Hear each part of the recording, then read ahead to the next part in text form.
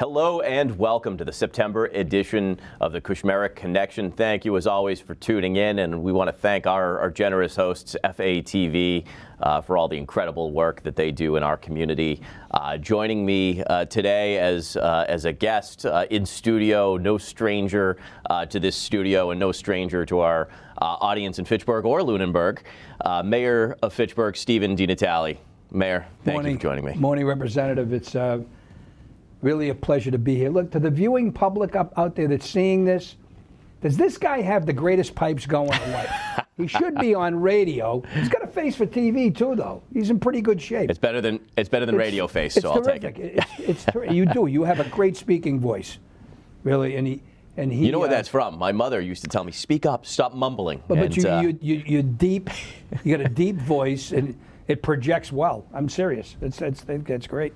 So thank you for inviting me. This Absolutely. is terrific. You're the Mike Wallace of Fitchburg. Yeah. I love it. Any of the people, am I dating myself out there? Or, anyone under 50 won't catch that reference, but that's okay. That's about, right? Yeah.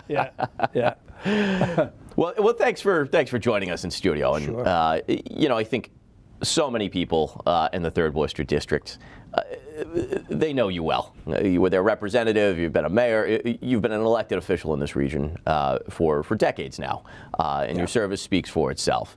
But I think lost, maybe beyond the suit and the title is often, the person underneath the suit. And tell us a little bit about your family and life beyond politics. I pride myself on being the product of an Italian-American family. I grew up in Leominster. My father is Sicilian heritage, and my mother, and this is for Mayor Mazzarella, who's also a Marchigian. He'll understand what I'm saying. That's from the mainland portion of the Italian culture. So moved to Fitchburg. Most of my life I've been in Fitchburg, so I want people to understand that.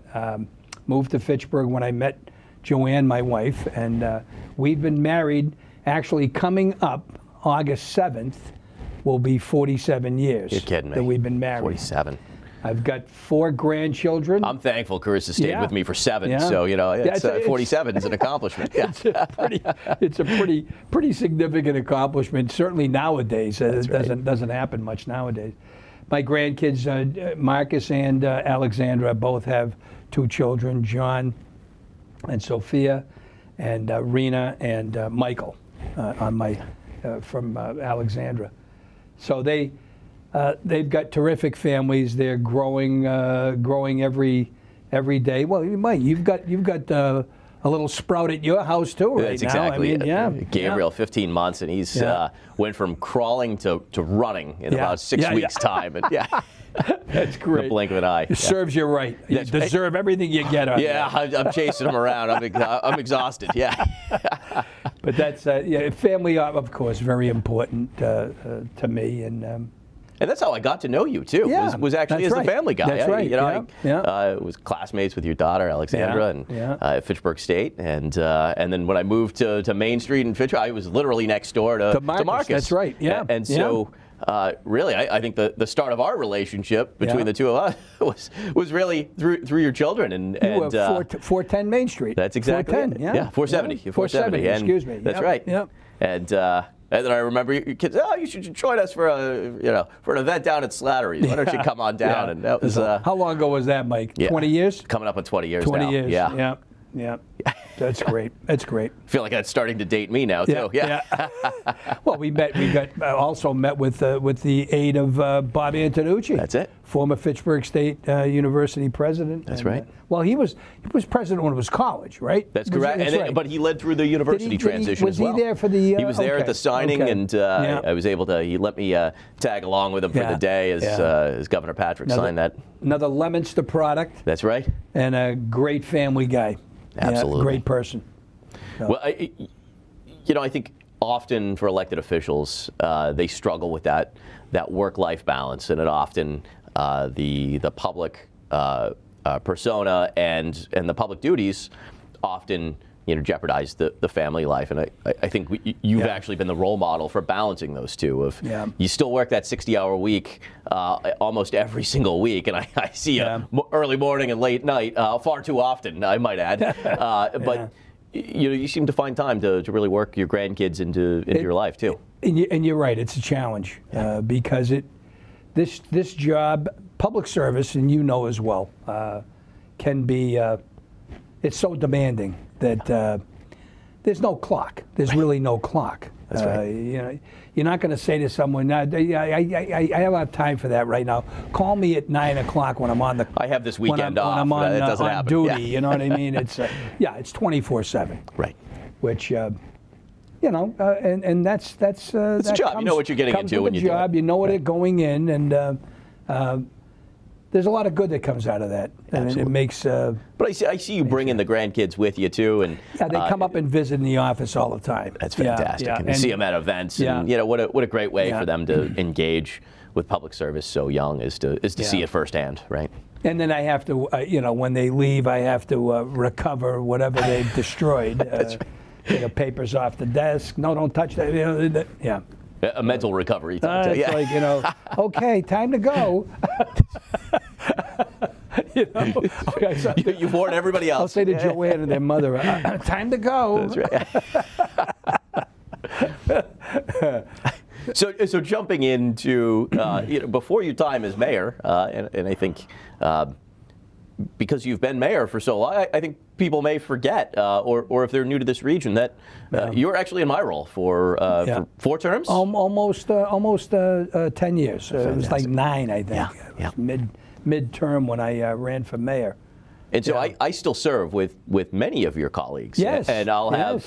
I can't go into the chamber without some of your good friends and classmates who started with you in your time saying, I was the good mayor doing. And, that's just incredible. I got to work on a bill that you had first filed in one of your first terms, and to work on it later and to have your former colleagues saying, that was a Steve DiNatale bill. All right, you know what, I'm on board. Yeah. Let's get this bill done. And so just those relationships, it's been incredible to see. You have done an absolute fantastic job, as well as Senator Cronin. You really have. I think the amount of, we were just talking about the amount of time the job takes. You have demonstrated, you and John have demonstrated such a knack for it, but also you're committed. You're committed to making things work and being something that people, we say it often, we always tout the fact that Fitchburg partners better than anyone. We collaborate better than anyone. You're absolutely right. And you're an example of that, you and Senator Cronin, that we don't make a move unless we're all synchronized and coordinated. In Boston, they can afford, or some of these more affluent communities, they can afford to not always be on the same page, and to take time and stop and have some infighting and move on. And in North Central, we don't have those opportunities. Yeah. We don't have the resources, we don't have the personnel, and certainly we don't have the sheer number of elected officials. So when we act together, we know we need to all be on the same page, right? And I think it's collaboration.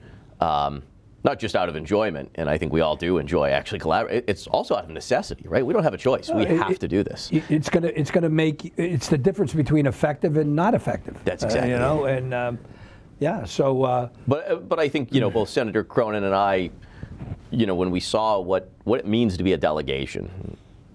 We saw it from you working with Senator Flanagan and Representative Zlotnick, and really seeing that close collaboration. Dennis Rosa. That's right. Dennis Rosa in Leominster. Absolutely. Yeah, sure. And that's what it is. It's that regional component also. And Rep, being in the State House, the most effective you can be when there are unified voices, as opposed to a solitary one. You need that collaboration. You need that group attack, if you will, on an issue, because that's really what the Pauls in Boston listen to.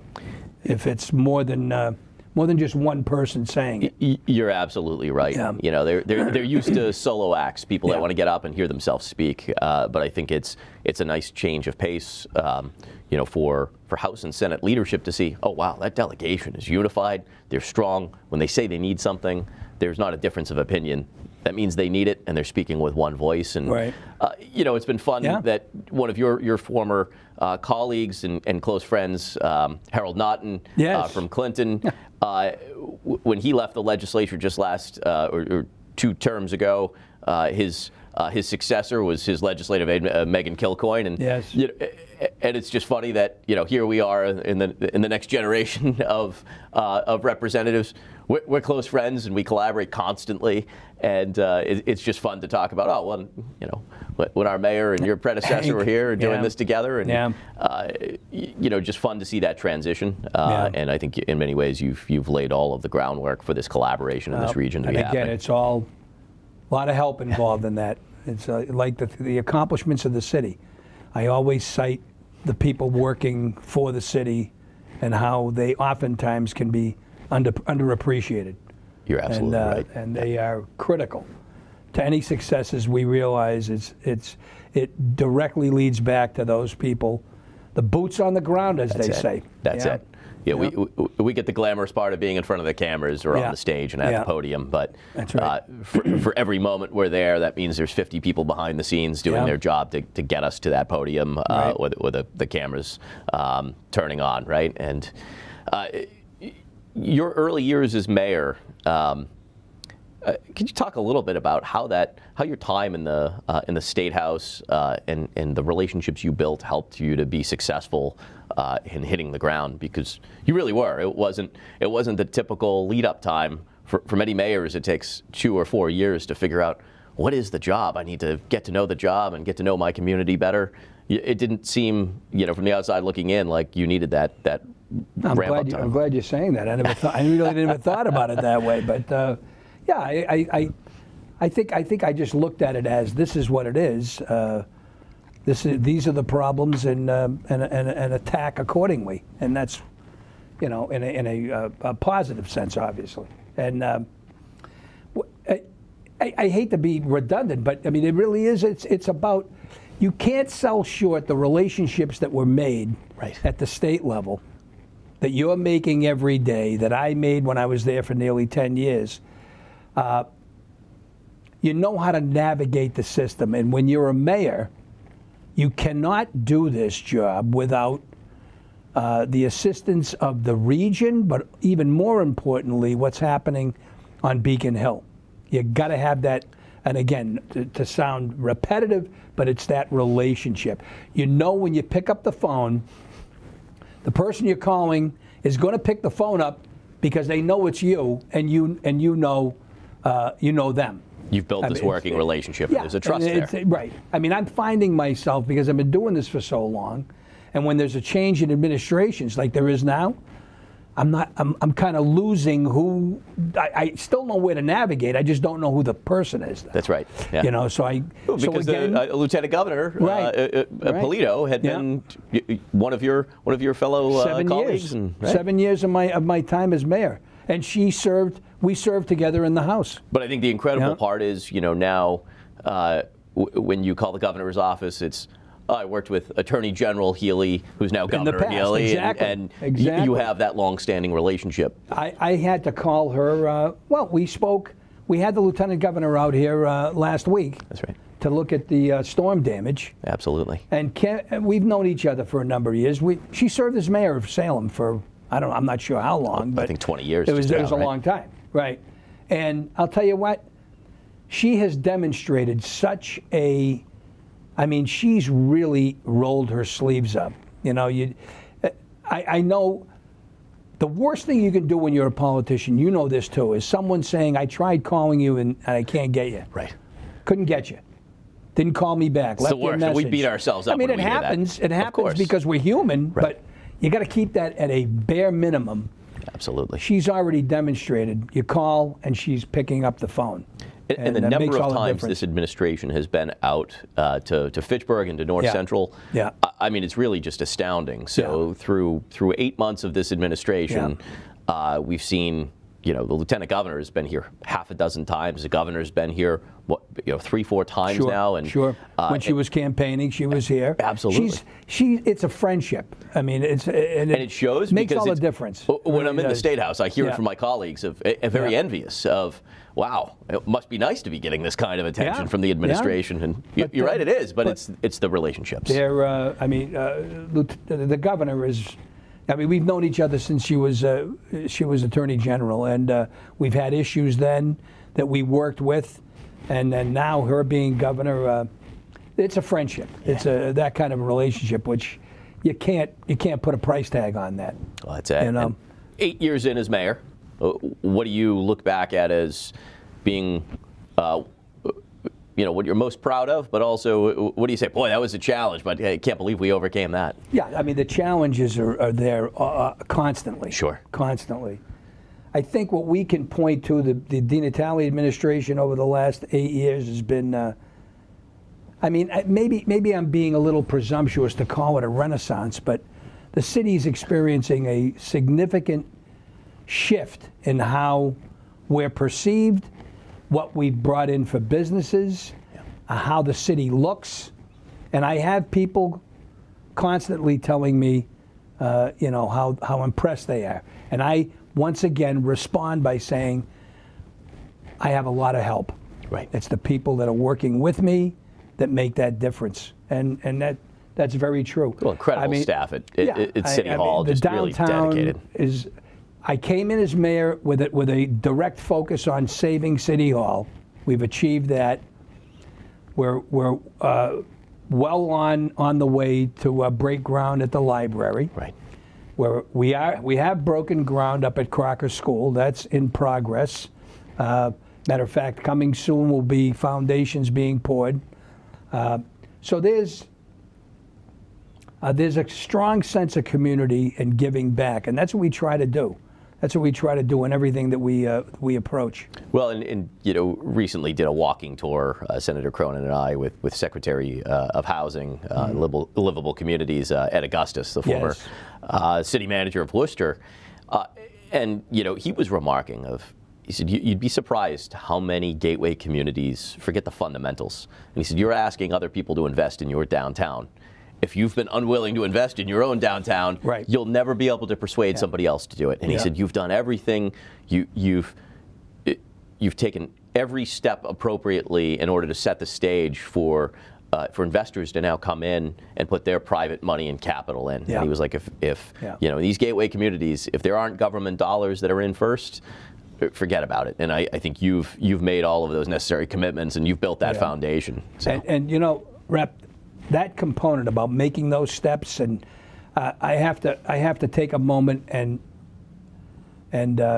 just a shout out to Tom Skorowski. Oh, absolutely. And the work that he did while he was our executive of community development. So, and fortunately, Liz Murphy, the state representative from Revere is never shy to remind me about the incredible heist that the city of Revere committed in stealing him. Yeah, thank him for me. Yeah, that's right. Yeah. But Liz Murphy has hit the ground running. She worked under Tom, and she is a rising star. She's doing an outstanding job, and she'll continue to do that. And so, what excites you the most about the next few years? What is coming next for you and your administration that make you say, boy, look out? Yeah, I think what I just mentioned, the library, the school, the City Hall, the theater block. Yeah, absolutely. That is something that we really need to, and I know you're on board and John is as well. We really need to focus on getting that to completion, to breaking ground, getting it to where it should be. Because that's that broken tooth right now. That's right. And we have a great relationship with Fitchburg State University. President Lapidus, great partner in the city. So we understand, we have that again, collaborative mindset that is going to make this happen. It's a significant project, and there's a significant amount of dollars that are going into it. You're absolutely right. These things don't happen overnight. It's difficult to cobble together, but We're working on that every day. And that vision alone has attracted developers. Yeah. You know, the Ivor Johnson Mills right on River Street looks poised for millions of dollars of investment. That's right. The Dickinson building looks like it has potential. You certainly above Strong Style Coffee. Yeah. And then, you know, the other one is the old Santander building, the Flatiron building. The Flatiron building. That's right. Absolutely. And so those are all poised for major redevelopment. And those were symbols, in many cases, of, you know, Fitchburg's past glory and where we had gone and maybe the decline that we had experienced. Now the fact that there's new life being breathed into those buildings, that really highlights what's in store for Fitchburg. And that's the exciting component that I'm looking forward to in my next 2 years as mayor. Is it was pointed out to us many years ago. Matter of fact, it was with Skorowski walking through downtown with a state official and saying, you need more housing. That's right. We've made that commitment, and you're going to see in the next couple of years that housing component. We're going to continue to chip away at it to the point where we're going to be where we should be. And that's a big piece of how Main Street is going to be transformed and how it's going to look. So can't wait. We're thrilled about that. Really can't wait. And well, the new Harper building, I mean, that just gangbusters. It's already full.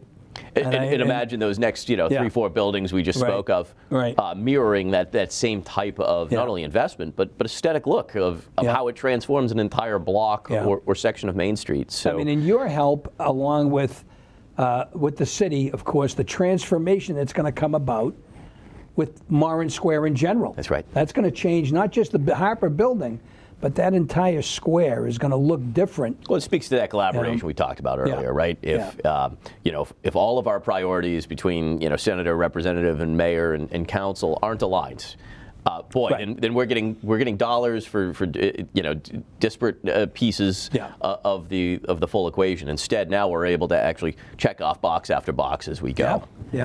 And again, I've always said this, I'm not a patient guy.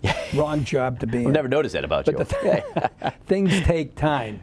Yeah. And I want the viewers out there to understand that anything worthwhile takes time. You have to understand that. But it's like the old Chinese proverb, the longest journey begins with the first step. And that's very true. And that's what we do. We try to take that first step. And speaking of, journeys and, no stranger to this topic, you and I have been discussing it for years. And I think you've made significant progress in really charting the course ahead. Talk to us a little bit about roads and your plan for how we catch up and repair this infrastructure. Very just foremost in people's minds. I understand that. I drive the roads as well, and we have significant challenges in that area. We have a DPW with a DPW commissioner, Nick Erickson, who just a fabulous individual. I mean, just doing a great job. With extraordinary challenges. Absolutely. We do. We have everything from certainly the conditions of the roads. I mean, it doesn't help that we're in a winter climate and the roads get beat up. And the topography of Fitchburg. Right. The beauty of the mountains and the hills surrounding the city, and then it taketh away when you're talking about water, and it starts in one point, ends up somewhere else. I don't want to bore people with that, but I do want to tell people that the positive component to this, because we know, contrary to what some people think, we do know what we're doing. That's right. Okay. We have a 5-year plan. Well, We've had that for a number of years. engineers are trained. They've spent an entire career dedicated to this. And I might add, the DPW commissioner is a WPI engineer as well. Absolutely. So he knows what he's doing. We've got a 5-year plan that has, I want to say conservatively, 8 to 10 roads per year for the next 5 years, totaling out just shy of 50 roads every year. But again, it's not the plan that needs to happen. That's right. It's the money. It's the resources to make it happen. So you can have all the plans you want, but you got to have the resources and the money to make it happen. we're working with the delegation, certainly John and Senator Cronin and you. You've joined me on Certainly. Beacon Hill and making calls for more state investment, and certainly the state needs to continue to make more and larger investments in this area. Yeah. And we've joined in calling on the federal government as well they built a lot of these roads, and then making sure that those federal infrastructure dollars that we keep hearing about actually trickle down to the municipalities. And people have to understand the infrastructure bill that was passed several months ago only addresses, well, I shouldn't say only, it's infrastructure, but it's the sewage system, water lines, that kind of thing. It's not paving roads. That's Money is not Yeah. not set aside for paving. I wish it were. Right. It's not. Right. Bridges, culverts, those kinds of things. We're seeing some of that investment on the bridges. Circle Street Bridge by Crocker Field is. Yeah, we're going to have, with that infrastructure bill, I think there's going to be 3 or 4 bridges. And people understand this as well. There are 47 bridges in Fitchburg. Right. With a city on the river. I mean, that's what it is. And most of them, and some of them are in disrepair. And a lot of people drive over them without realizing they're driving over a And bridge, we also have a larger share than some communities of dams. Right. And people understand as well, Chapter 90 is always referred to as paving roads. It includes dams and bridges. Dams, bridges, sidewalks, and the equipment necessary to repair them. And I think you've made a lot of investment on the equipment so that we're actually able to, have the capacity to do some of this work ourselves as a city. This administration, and I can say this with confidence, and anyone that wishes to verify this, please do.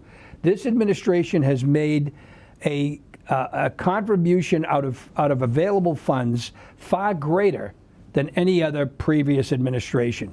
And that's a fact. Yeah. And that's, again, to augment and to add to what we get in Chapter 90. So then that's in the form of equipment and paving. That's right. And paving. So and people, please understand this as well.